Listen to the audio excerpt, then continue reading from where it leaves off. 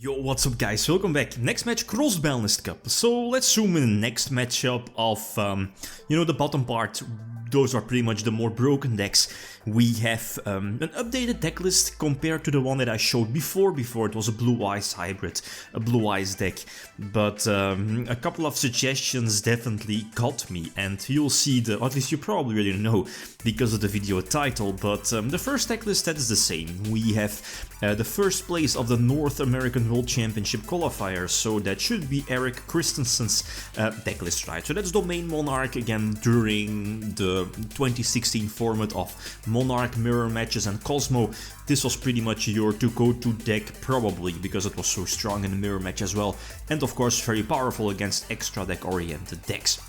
The second deck list we have, I believe this is the first time the deck is ever featured here in the Cross-Banlist Cup series, and that's it's a Dark Matter deck, obviously.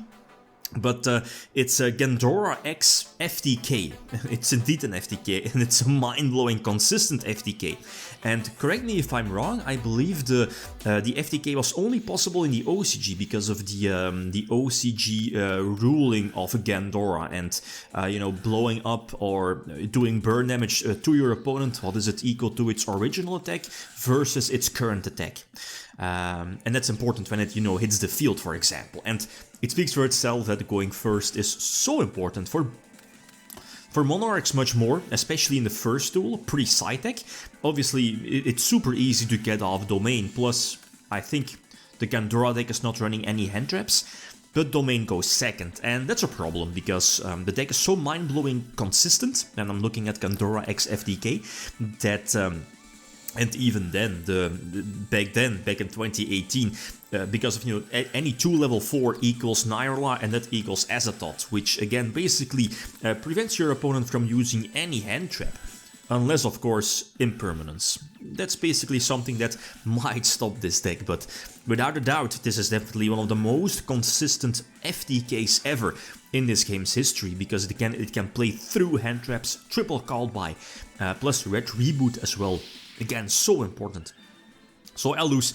There is nothing I can do about this, and at least when Gandora hits the board, I believe it does damage equal to like whatchamacallit, the Link 3 one, which one, the Equimax, I believe the name is, that's a little over 8k damage eventually. So okay, game number 2, post side deck, and this going first is actually decent. It can be better. I mean, double Idea is not the best, and we know that there is a potential impermanence lurking in the background because of the side deck, so maybe I could have done like a big brain play and drop Ether first, because again the double tribute summon was there. But I mean, let's face it, you're not going to imperm Ether, right? Right? No? Like the stuff like Erebus or Testalos here in this case definitely would have been much more important, or even Majesty's Fiend, right? If I searched that off of a potential return, or if I already had that. So you're always going to keep the Imperm, and the Testalos was definitely important. It could have gotten rid of, it could have discarded the evenly matched, right? And here, this is still not game, at least for Gandora, because again, the Kuras was there, Ether into Kuras to potentially, get rid of like, whatchamacallit, Helki, I think, was the biggest threat, thanks to Kuras, and I probably would have won this game unless I'm missing something, but Call by the Grave. Call by the Grave just says no. And I forgot the name of this particular card, but it's a dragon type that, it basically, you can give a monster on your side of the field the dragon type as well. So it's basically a free, whatchamacallit, the card Aggarpain. It's basically a free Aggarpain, and the combo of the deck is pretty easy. Any Helki play is full combo, but the thing is that, as you saw, if you already have double level 4, it's obviously you want to go for Nyrla and Azathoth first to basically block your opponent from using any hand trap.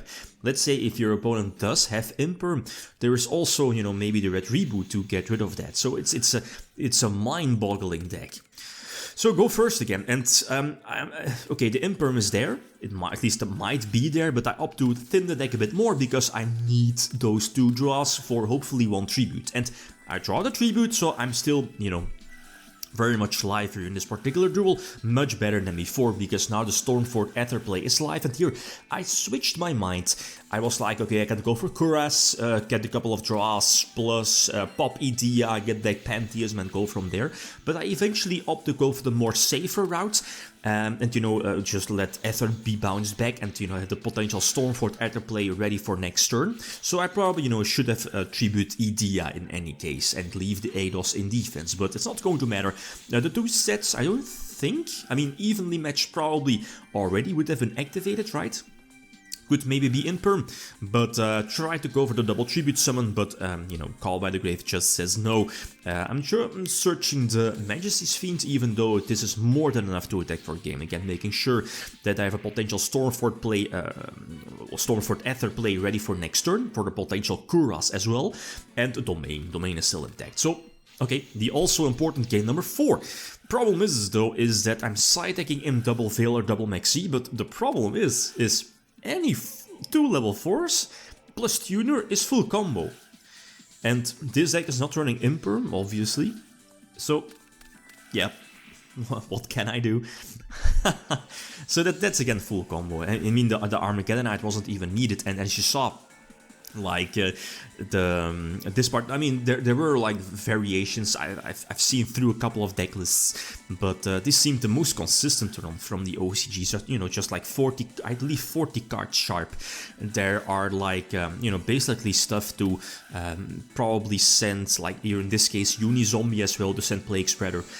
Basically at any cards that lead to Helki combo plus a potential another level 4, and again Unizombie could potentially turn itself into another level 4 for, again, a sweet Nireland as a thought play. So again, basically the same combo. Much more important, these are all pre-errata, and you know, eventually going for the, what is it, Equimax, I believe the name? I think so. Pointing towards, you know, the 2 high attack monsters, both, you know, Red Eyes and the Dark Matter, and you know, Gandora hits the board, and that's GG, well played.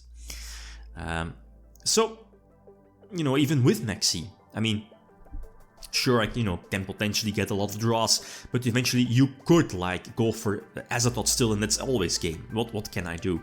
So it's a very scary list, but I think, especially if you look at the group, and that's also the next match, that's Emancipators, the winner of last year versus Tri-Brigade, the force of this year, right? So 2020 versus 2021, and both these decks will take on Dark Matter / Gandora-X FTK in one of the future duels, so yups, but again, next match, Emancipators versus Tri-Brigade, so like always, feel free to leave your predictions. Okay, guys, that's it, thanks for watching. Feel free to leave a comment or like if you enjoyed the video. Lead signing out.